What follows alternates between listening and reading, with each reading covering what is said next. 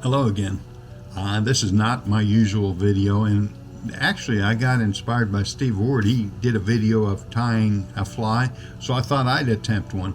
I'm going to tie the Casey fly. Now this fly is not a pretty fly. I'm not a great fly tyer. That's hard to say.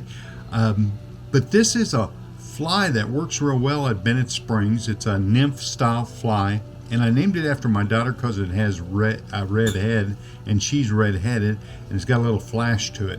So I have a number 12 hook in there. It's a barbless hook.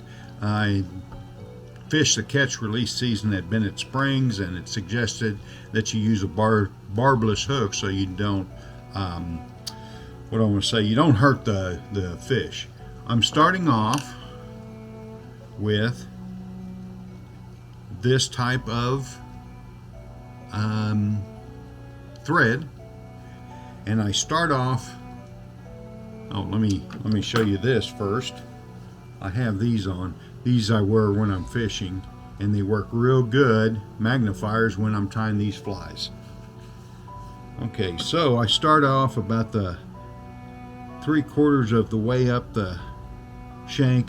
If you'll notice up front here, I don't put any wraps, and that'll come in later in the fly itself. So I wrap about to the back of the bend of the hook.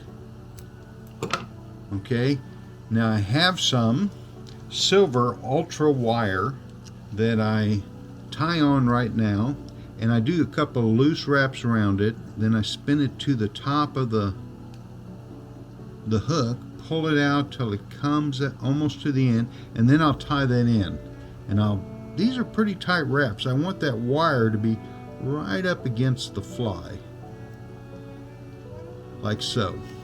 Now these are nymph flies, so you fish them underwater.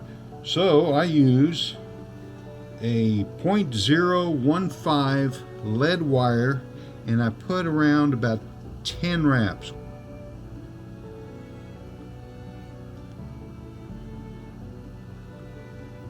Now, and I do the little helicopter spin to break it off, and then I do the same on this piece, helicopter spin.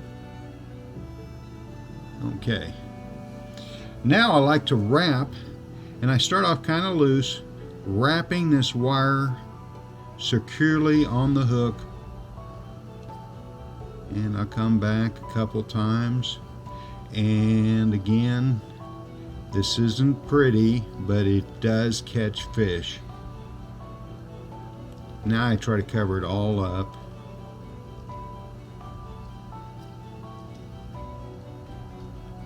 And next I'll apply some dubbing, I don't know what, wax I guess it's called. Looks like chapstick. And get that nice and covered, and then I'll go all the way to the shank of the hook. Okay, roll it out, use some dubbing wax. I usually tie these in the dubbing is a dark green. This one right here kind of has a little bit of flash to it. And this is where practice comes in. I've been tying these for several years. I'll grab a piece of this, stretch it out, and then put it on my thread, and I'll rub it in. I don't know how else to say it. I'll just spin it around till it adheres to the thread. Now, because this is a number 12 hook, I may have to do this twice.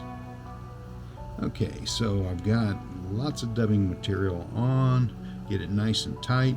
Now I'll wrap around until I get to the back end of the fly, and then I'll wrap forward slowly. And I'm not pulling real tight on the thread. I'm leaving it kind of loose. Something like that. And I need to add just a little bit more, so add a little more of the wax. Pull off a little dubbing material. Rub it into the... I may have to pull off some. Yeah, I got a little bald spot on my thread. There we go. And then I'm going to wrap forward. Now go ahead and wrap to the front of the eye, or to the eye of the hook, and then I'm going to whip finish 2 or 3 wraps. Okay, then I'm going to pull over my little bobbin holder.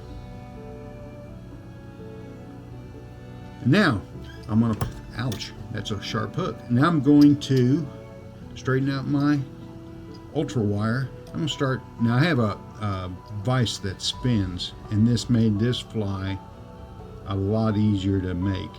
And see, I'm just wrapping it around. Now I'm paying close attention that my spacing is pretty even, especially on the bottom of the fly. That's the part that the fish sees. And I'm going to wrap this all the way up to the eye. In fact, right into the eye. Okay, I don't know if you can see that, but it's real close. Real close right here. Now I'm going to take my thread and wrap it right behind, a little light. As I wrap, I get tighter and tighter and tighter. Then I'm going to pull this up and back.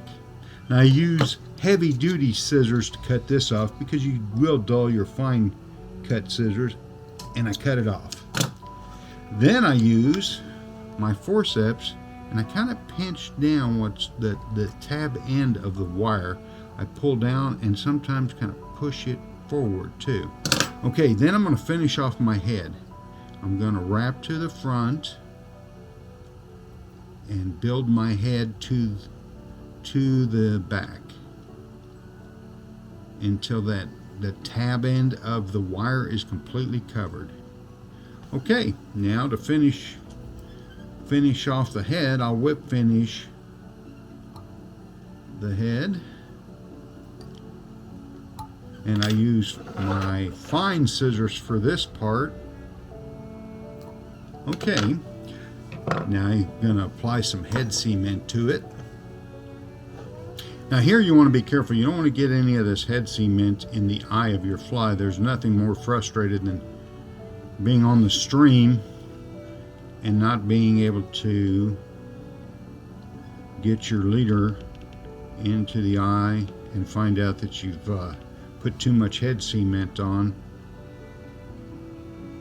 Okay, now this head cement that I use, I'm not sure where I got it, but it sets up with ultraviolet light, so I have this little flashlight that I use, and I kind of spin it around. It doesn't take very long.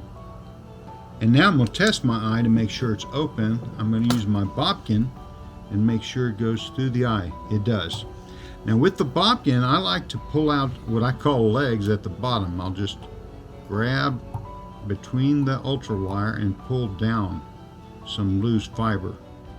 That's pretty good. Now I'm going to turn it over, pull some from the other side also. And this is not, again, this is not a pretty fly. Okay, once I get enough fibers pulled out, I kind of use my fingers to pull them down. Then I use my fine scissors and cut them even. Kind of gives it legs on the bottom, like that. So that's my finished Casey fly.